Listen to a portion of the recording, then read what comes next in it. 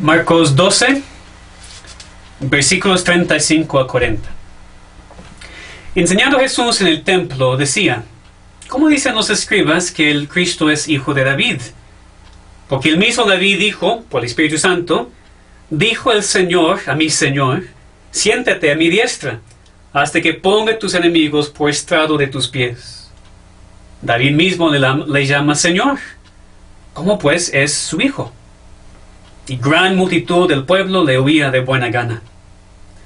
Y les decía en su doctrina: guardaos de los escribas, que gustan de andar con largas ropas, y aman las salutaciones en las plazas, y las primacías en las sinagogas, y los primeros asientos en las cenas, que devoran las casas de las viudas, y por pretexto hacen largas oraciones. Estos recibirán mayor condenación. Amén. Esa es la palabra inspirada y perfecta de nuestro Dios. Vamos a orar que Él bendiga la predicación de su palabra. Padre, muchas gracias te damos que tenemos tu palabra y no palabra de hombre. Te pedimos que ahora sea predicada fielmente, conforme al contexto y con aplicación práctica y importante para nosotros hoy en día. Haz tu obra a través de tu palabra. Te pedimos en el nombre de Cristo. Amén. Nosotros vivimos en un tiempo en donde existen más iglesias evangélicas que en cualquier otro momento en toda la historia. Más iglesias que afirman ser cristianas que en cualquier otro momento en la historia del mundo. En nuestro propio país hay miles y miles de iglesias cristianas. Cientos de iglesias en nuestra propia ciudad. Cientos y miles de pastores que dirigen una iglesia, que tienen la responsabilidad de pastorear el rebaño de Dios. Sin duda nosotros nos alegramos mucho en la obra de Dios en cualquier lugar, en cualquier iglesia, en cualquier país. Damos gracias a Dios por lo que está haciendo. Al mismo tiempo, estamos muy conscientes, desafortunadamente, que la mayoría de esas iglesias no son verdaderas iglesias de Dios. No son iglesias con sana doctrina que se aferran a la palabra como su única autoridad, como su única regla de fe y práctica. Y también es muy triste reconocer cuántos supuestos pastores no pastorean, sino están en el ministerio para ganar, para manipular y abusar y aprovecharse de las ovejas. Necesitamos estar muy conscientes de esta triste verdad, porque tales pastores y tales iglesias son peligrosos. Necesitamos tener mucho cuidado y avisar, exponer el error de los falsos maestros. Esa es nuestra responsabilidad. Y no es porque aborrecemos a todos los demás que no son como nosotros. No es porque pensamos que somos mejores que otros, sino que la cosa más amorosa que un cristiano puede hacer y que un pastor puede hacer es avisar en contra del error y avisar en contra de aquellos que lo enseñan. Esto es lo que hace un verdadero y amoroso pastor, como vemos aquí en este texto por medio del ejemplo de Cristo. Un verdadero y amoroso pastor expone a los que no enseñan la verdad y que se aprovechan de la gente. En los versículos anteriores en este capítulo, los enemigos de Cristo se habían acercado a él para atacarle con preguntas diseñadas para destruirle. Recordamos la pregunta en cuanto a los impuestos, la pregunta en cuanto a la resurrección. Después un escriba se había acercado a Jesús con una pregunta honesta y muy buena, que es el primer mandamiento de todos. Y Cristo respondió a todas esas preguntas de manera muy sabia. Y después dice la palabra que nadie quería preguntarle nada más. Ahora entonces ya toca a Cristo preguntar. Ya toca a Cristo atacar la doctrina y las vidas de sus enemigos. En este pasaje vemos que Él dirige sus palabras a la multitud, pero hablando de los escribas, esos maestros de la ley, muchos de los cuales eran fariseos. Porque aunque el escriba en los versículos anteriores, como Cristo dijo, no estaba lejos del reino de Dios, los demás sí. Los demás estaban muy lejos del reino de Dios y Cristo aquí tiene que avisar en contra de ellos. Lo hace en primer lugar por medio de exponer su falta de entendimiento de las Escrituras. Él expone en este pasaje su interpretación incompleta, equivocada en cuanto a quién es Cristo, quién es el Mesías. Y después los expone por medio de mostrar la hipocresía de sus vidas, la manera en la cual estaban aprovechándose de la gente en vez de ministrando a ellos y sirviendo a ellos como un buen líder debería ser. Entonces, ¿qué está haciendo Jesús en este pasaje? Cristo aquí está mostrando el corazón de un verdadero pastor. Está mostrando el corazón de un hombre en verdad preocupado por el rebaño. Cristo aquí ama la multitud tanto que expone a sus líderes. Avisa y descubre, expone la doctrina equivocada y las vidas hipócritas de aquellos que dijeron que estaban pastoreando el rebaño de Dios, pero que en realidad estaban nada más preocupados en sí mismos y enfocados en sí mismos. Entonces vemos aquí muy claramente el amor de Cristo para con la multitud. Dice el versículo 37, que gran multitud del pueblo le oía de buena gana. Claro que sí, Él estaba enseñándoles. Les gustó la doctrina, les gustó escuchar la palabra de Dios explicada. Pero Cristo, en su amor para con ellos, no solamente se contentaba con enseñarles la verdad, sino también les avisó en contra de aquellos que afirmaron ser religiosos, pero que no podían explicar la palabra de Dios correctamente y mostraron por sus vidas que no estaban interesados en las almas del pueblo. Así que aquí Cristo nos da un perfecto ejemplo de cómo amar al pueblo de Dios, cómo dirigir, cómo pastorear al pueblo de Dios. Un verdadero y amoroso pastor expone a los que no enseñan la verdad y que se aprovechan de la gente. Entonces, en primer lugar, vamos a ver, un verdadero y amoroso pastor expone a los que no enseñan la verdad. La primera cosa que Cristo hizo en esta historia era confrontar a los escribas con su falta de entendimiento en cuanto a una profecía del Mesías. Ven conmigo versículos 35 a 37. Enseñando a Jesús en el templo decía: ¿cómo dicen los escribas que el Cristo es hijo de David? Porque el mismo David dijo por el Espíritu Santo: dijo el Señor a mi Señor, siéntate a mi diestra hasta que ponga tus enemigos por estrado de tus pies. David mismo le llama Señor. ¿Cómo pues es su hijo? Ahora, los escribas enseñaron correctamente que el Cristo, el Mesías que iba a venir, iba a ser hijo de David. Aquí Cristo no está negando esta verdad, sino que quería mostrar que su entendimiento era incompleto, así equivocado. Cristo quería mostrar que su falta de entendimiento de esta profecía en el Salmo 110 iba a resultar en su rechazo de él, quien era el Cristo, el verdadero Mesías. Aquí Cristo estaba citando en el versículo 36 el Salmo 110, versículo 1. Las palabras de David, que Cristo dijo por medio del Espíritu Santo: Jehová dijo a mi Señor, siéntate a mi diestra hasta que ponga tus enemigos por estrado de tus pies. Y después de que Cristo cita esto, él dice, David mismo le llama Señor. ¿Cómo pues es su hijo? Cristo no estaba negando la verdad de que el Cristo, el Mesías, es hijo de David. Es lo que Dios había prometido con David hace siglos. Es el pacto que Dios había hecho con David. Pero Cristo quería profundizarnos más. Queríamos mostrar que los escribas, cuando enseñaron este pasaje, no habían entendido algo. No habían entendido la verdad de que este Mesías no iba a ser solamente hijo de David, sino también David le llama Señor. David se refiere a su descendiente como mayor que él mismo.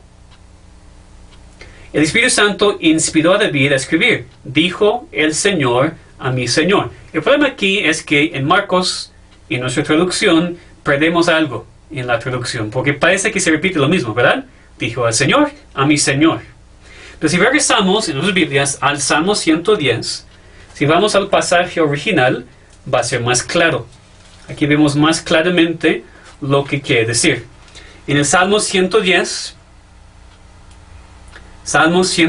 y versículo 1, dice: Jehová dijo a mi Señor, siéntate a mi diestra.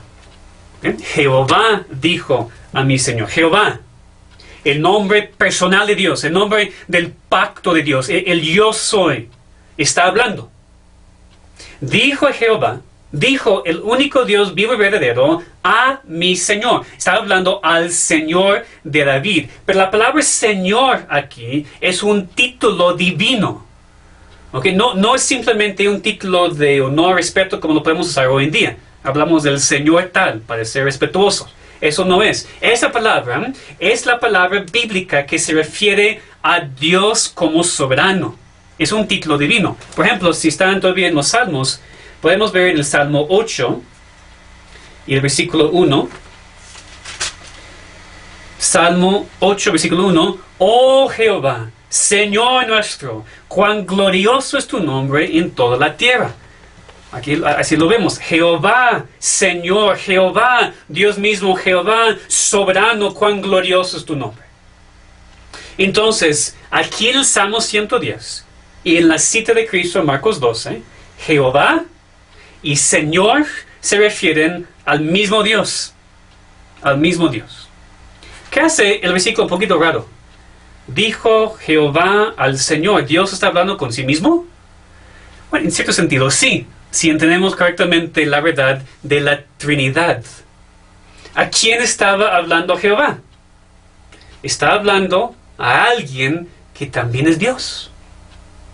Sabemos eso también por lo que dijo. Siéntate a mi diestra hasta que ponga a tus enemigos por estrado de tus pies. Es una profecía de Cristo. Habla de lo que Él está haciendo ahora, después de su vida aquí en el mundo. Cristo ahora está sentado a la diestra del Padre, esperando hasta que Él ponga a sus enemigos por estrado de sus pies. Nosotros nos enfocamos mucho, como deberíamos, en la vida, la muerte, la resurrección de Cristo. De vez en cuando pensamos en su ascensión y tal vez no pensamos como deberíamos en su obra ahora. Ahora Cristo está sentado. Eso habla de que Él ha cumplido completamente la obra de la redención. Lo que leemos en Hebreos 10, 12 y 13. Pero Cristo, habiendo ofrecido una vez para siempre un solo sacrificio por los pecados, se ha sentado a la diestra de Dios. De ahí en adelante, esperando hasta que sus enemigos sean puestos por estrado de sus pies. Vemos la cita también del Salmo 110, confirmando que es una profecía de Cristo. Cristo terminó su obra aquí en esta tierra, fue exaltado a la diestra del Padre. Allí está, esperando el día final, como confesamos en el Credo de los Apóstoles. Cristo subió al cielo, está sentado a la diestra del Dios Padre Todopoderoso, y ahora está reinando y va a regresar en el día final del juicio. Entonces, Cristo está enfatizando esta verdad. Este Mesías, este Cristo, de quien profetiza este salmo, es hijo de David. Pero también dice que va a estar sentado a la diestra de Dios hasta que sus enemigos sean sometidos a Él. Entonces, tiene que ser Dios mismo. Y Dios Padre se refiere a este Mesías como Señor, como soberano, como Dios mismo. Entonces vemos claramente que cuando Cristo aquí está hablando, no está negando que el Mesías iba a ser hijo de David. Pero el problema era que los escribas se habían quedado allí.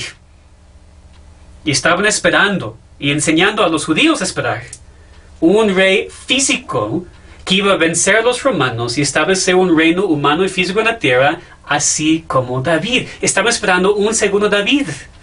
Estaban esperando un rey físico para ayudarles en su esclavitud a los romanos. Pero este Mesías, dice Cristo, no solamente hijo de David, es también mucho mayor que David. Cristo está diciendo, usted no puede estar pensando en un mero ser humano, sino en alguien que es Dios mismo, cuyo propósito no es establecer un reino aquí en la tierra, sino establecer un reino espiritual y sobrenatural y eterno. Esto es lo que los escribas no entendían. Ellos no entendían algo tan importante como quién es el Mesías, qué va a hacer cuando viene. Pero lo peor de todo es que ellos eran maestros de la ley. Y si ellos se equivocaran en este punto, toda la nación iba a estar equivocada. Que es precisamente lo que había sucedido. Y es la razón por la cual Cristo iba a ser crucificado dentro de algunos días. Porque Él no cumplió las expectativas de los judíos de su Mesías. En parte, porque habían sido enseñados incorrectamente de parte de sus líderes religiosos. Entonces los escribas no habían entendido. Estaban esperando a un Mesías que iba a rescatarles físicamente de los romanos. No estaban esperando un siervo sufriente como Cristo que iba a morir por el pueblo. Pero no es simplemente que los escribas no entendían algo en la palabra de Dios. Entendemos que nadie entiende toda la palabra de Dios plenamente. Tenemos mentes pecaminosas y finitas. El problema aquí es, lo que quiero enfatizar, el problema es que los escribas no habían entendido algo tan esencial a la salvación como quién es Cristo y qué va a hacer. Los escribas no habían entendido. Y por eso iban a rechazar a Cristo y perecer en sus pecados. Pero como dije, lo peor de todo, no solamente que ellos no entendían, sino que en su enseñanza incorrecta, habían desviado a otros con su doctrina. Ellos no podían explicar al pueblo de su Mesías y prepararlos cuando ellos mismos no entendían quién era. Por eso Cristo tenía que exponerlos. Tenía que exponer su falta de entendimiento de una doctrina que es básica al Evangelio. Exponer su ignorancia del Mesías. Porque ellos habían puesto en riesgo a toda la nación de Israel. Dentro de pocos días la multitud iba a estar de acuerdo con sus líderes en crucificar a Cristo, porque estaban esperando un rey quien iba a venir para conquistar a los romanos en vez de un Mesías quien vino para morir. Los escribas habían desviado al pueblo con su falsa doctrina. Habían enseñado algo mal, no en cuanto a una cosa que no tiene nada que ver con la vida, sino algo que decide el destino eterno del alma del ser humano. Y Cristo, como verdadero, como amoroso pastor, tenía que exponer el error de los escribas y enseñar la verdad. Eso nos enseña, entonces, que nosotros también tenemos que rechazar a aquellos que no creen correctamente de Cristo. Y no solamente rechazar, sino también avisar en contra de ellos y exponer su error. Por ejemplo, en ese grupo podemos incluir los testigos de Jehová, los mormones. Son religiones falsas, precisamente porque no entienden quién es Cristo. Le rechazan como Dios y blasfeman su nombre diciendo que eres nada más un profeta humano. Por supuesto, entienden, dentro de esos grupos hay muchas personas engañadas, hay muchísimas personas en ignorancia. En su caso, oramos por ellos, que Dios les salve, que Dios abra sus ojos para que salgan de este error, que vengan a la verdad de la palabra de Dios, que Cristo es Dios mismo, es el único camino a la salvación. Pero en cuanto a este pasaje, en cuanto a este contexto, podemos decir que los líderes, los maestros de esas falsas religiones son condenados por Dios. Necesitan estar expuestos como falsos maestros, como personas que engañan a la gente en cuanto a quién es Cristo. Por eso ellos son condenados al infierno eterno bajo el perfecto juicio de Dios. Si queremos ser aún un poquito más fuertes, podemos dejar a un lado temporalmente las falsas religiones y examinar la iglesia evangélica hoy en día. La iglesia supuestamente cristiana en nuestro país. Los pastores que predican un evangelio de prosperidad. Que predican que un cristiano no debería sufrir, que pactamos con Dios y casi le forzamos a darnos lo que queremos. Ellos también son condenados por Dios.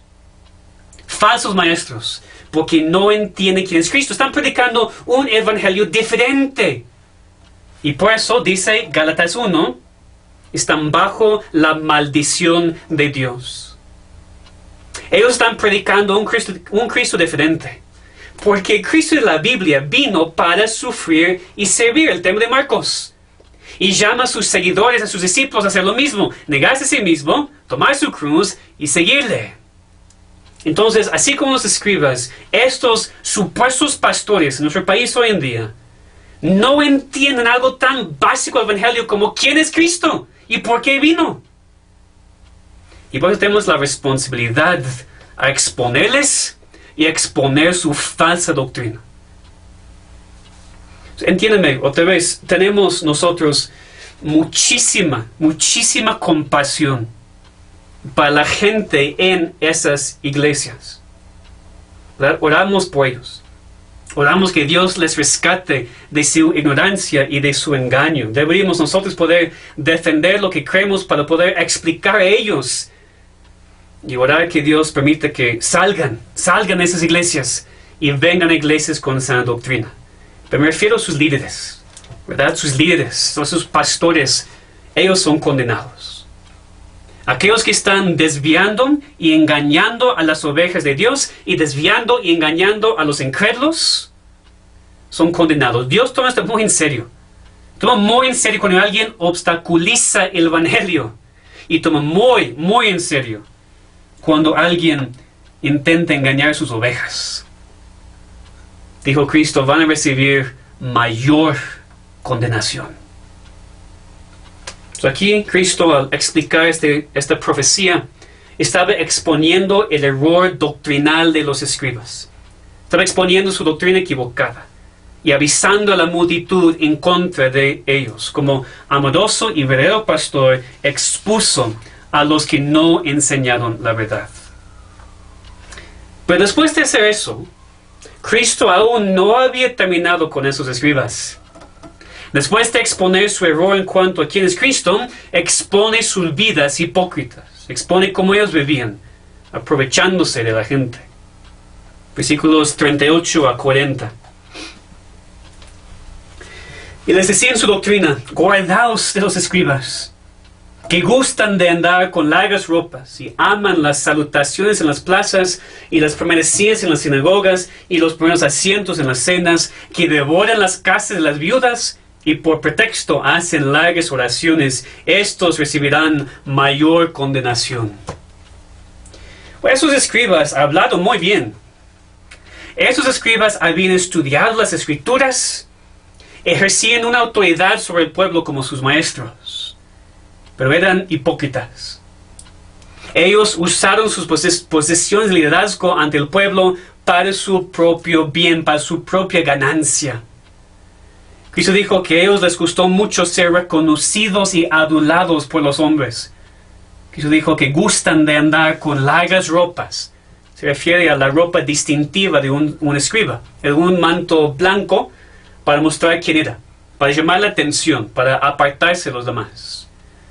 También dijo Cristo que aman las salutaciones en las plazas. En ese tiempo, cada judío fue requerido a saludar a los escribas cuando pasaron, con el título Rabí, gran hombre, o maestro, o padre. A los escribas les gustaron mucho esos títulos, para mostrar que ellos eran superiores a los demás. Cristo también expone su orgullo. Aman las primeras sillas en las sinagogas y los primeros asientos en las cenas. Las primeras sillas en las sinagogas eran las sillas enfrente, es decir, frente al resto de la congregación, para que todos pudieran verlos y cuán espirituales eran. Los primeros asientos en las cenas eran los lugares de más importancia a los dos lados del anfitrión. Que nos hace pensar en 3 de Juan 9. Cuando Juan dice, yo he escrito a la iglesia, pero Diótrefes, al cual le gusta tener el primer lugar entre ellos, no nos recibe. Así eran los escribas. Y eso en contraste a lo que Cristo apenas había enseñado. Amar a Dios, amar a otros. Ellos se amaron a sí mismos y a nadie más. Cristo también expuso su avaricia, su codicia. Dice, devoran las casas de las viudas y por pretexto hacen largas oraciones. A los escribas no se les permitió cobrar por sus enseñanzas. Entonces ellos dependían o de otra labor secular aparte o de los regalos de otros. En esos días parece que había empezado la práctica de parte de los escribas de engañar y manipular a las viudas para recibir su dinero. Pero Dios había dicho a Israel que era Dios de los huérfanos y Dios de las viudas. Salmos 146:9 dice, Jehová guarda a los extranjeros, al huérfano y la viuda sostiene. Dios había mandado en Éxodo 22, a ninguna viuda ni huérfano afligiréis. Pues esas viudas no tenían ningún hombre en la casa para protegerlas. Y por eso estaban expuestas a ser engañadas y manipuladas. Y los escribas se aprovecharon de ellas y su dinero. Se aprovecharon de personas en su pobreza, usando su posición como líderes religiosos para robar a la gente del poco que tenía. Ellos fingieron ser personas muy espirituales, como así mostrado por sus largas oraciones. Obviamente no largas oraciones en verdad, buscando a Dios y clamando a Dios, sino querían ser vistos como espirituales. ¿Ustedes recuerdan lo que Cristo dijo de eso en Mateo 6? Cuando ores, no seas como los hipócritas, porque ellos aman el orar en pie en las sinagogas y en las esquinas y las calles para ser vistos de los hombres. Cierto os digo que ya tienen su recompensa.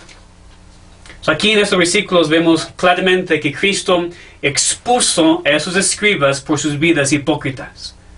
Cristo mostró que un verdadero y amoroso pastor tiene la responsabilidad de avisar de manera directa y pública en contra de aquellos que se aprovechan del rebaño de Dios y estorban el verdadero evangelio con su hipocresía. Y obviamente, personas así todavía viven entre nosotros. Nada ha cambiado hoy en día. Nuestra ciudad, nuestro país, toda Latinoamérica está lleno de escribas como estos.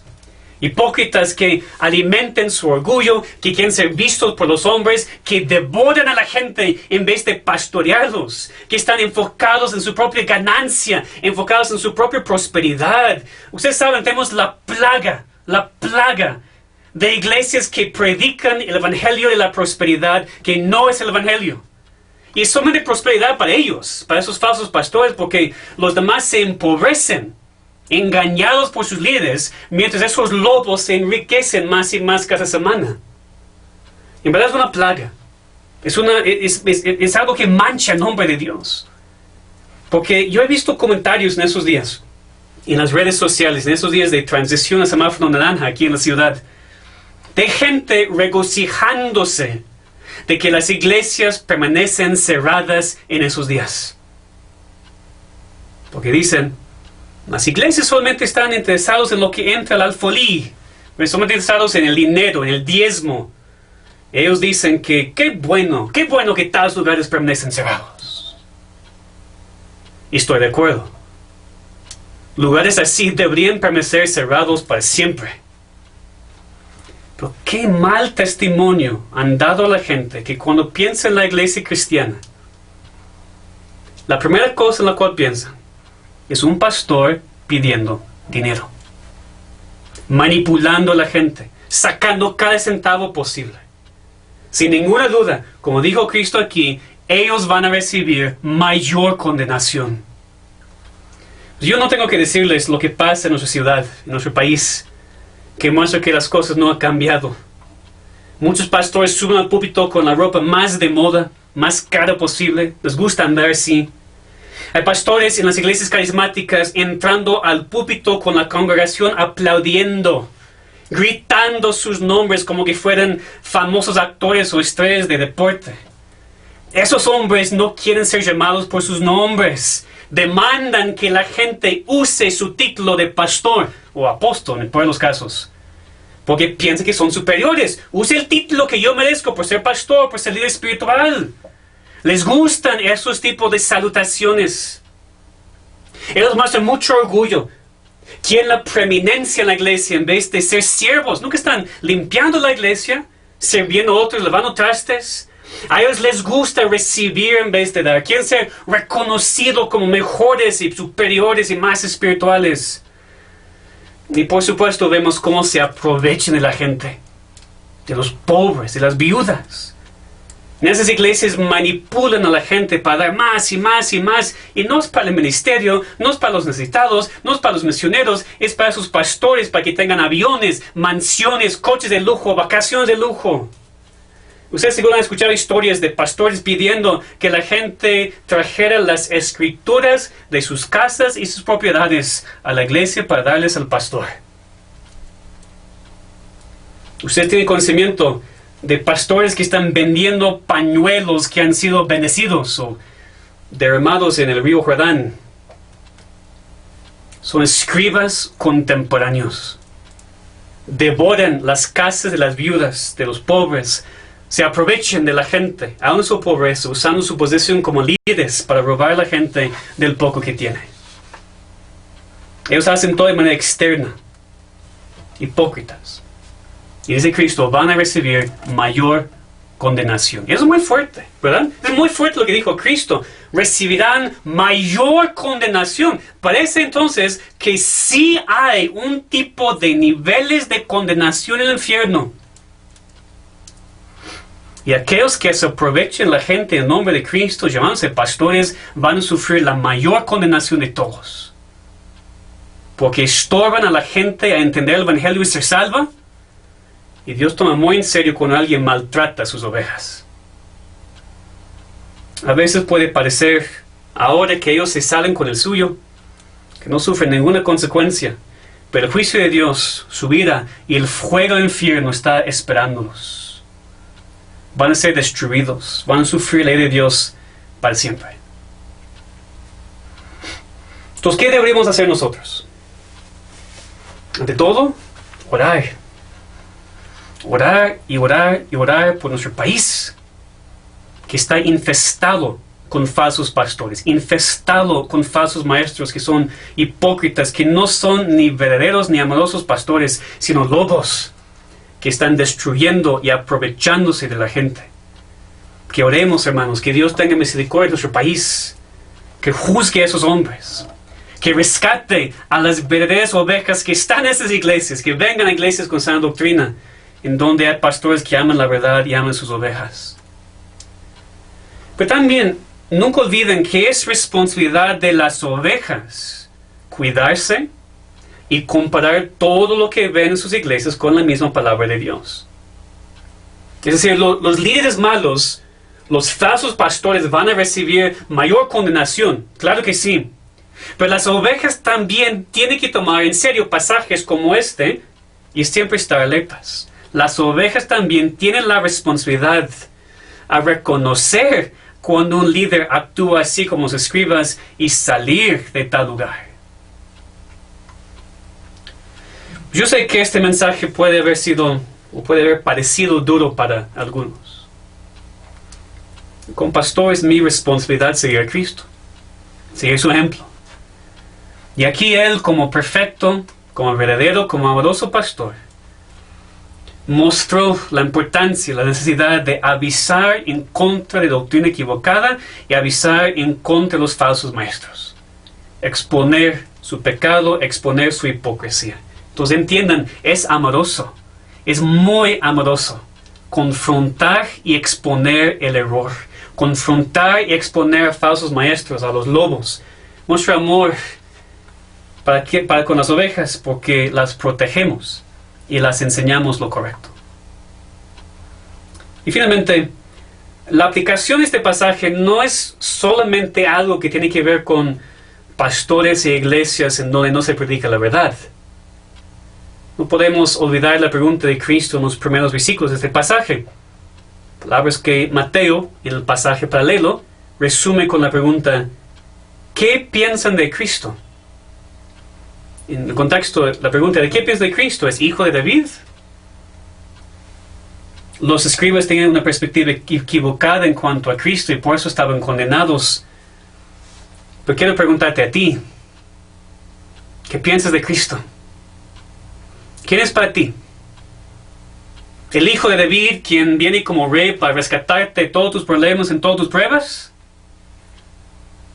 ¿O reconoces que es Dios mismo, Señor y soberano y rey de tu vida? Uno que demanda tu arrepentimiento por tus pecados en contra de Él. Pues sí, claro, es la responsabilidad de un pastor poder predicar a Cristo, poder explicar correctamente quién es Cristo, qué es la salvación. Pero después, tú tienes que responder a esta información.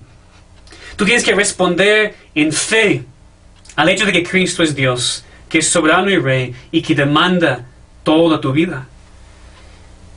¿Qué piensas de Cristo? ¿Has escuchado de Él? ¿Cómo vas a responder? Tienes que creer en Él, entender quién es, someterte a Él. Él vivió sin pecado. Él murió en la cruz por nosotros. Él sufrió el día de Dios que tú mereces. Resucitó, ascendió, ahora está en este momento sentado a la diestra del Padre. Ha hecho la obra. ¿La has recibido? ¿Has sido salvo por su obra en la cruz? Él está sentado, sí, pero dice, hasta que, sentado hasta que venga el día final. Cuando todos sus enemigos van a estar puestos por estar a sus pies. Cuando venga tu día final, o en tu muerte, o en la segunda venida de Cristo, ¿tú serás su enemigo o su hijo? Las únicas dos opciones. En tu día final, ¿serás su hijo o su enemigo? ¿Estás listo para ver a Cristo cara a cara?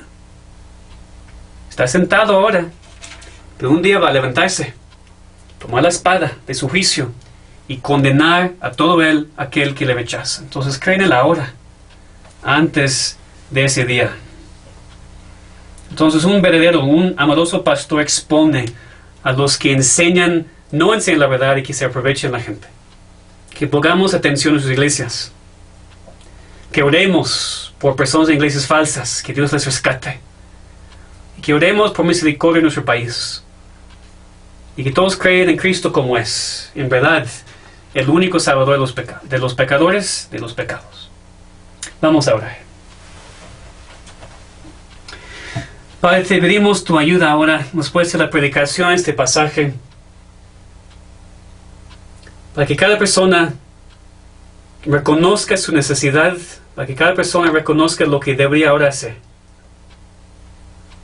Para algunos te pedimos, Señor, que esta pregunta, ¿qué piensas de Cristo?, no salga de su mente hoy, ni en la semana, hasta que se arrepientan y se sometan a ti como Señor y soberano.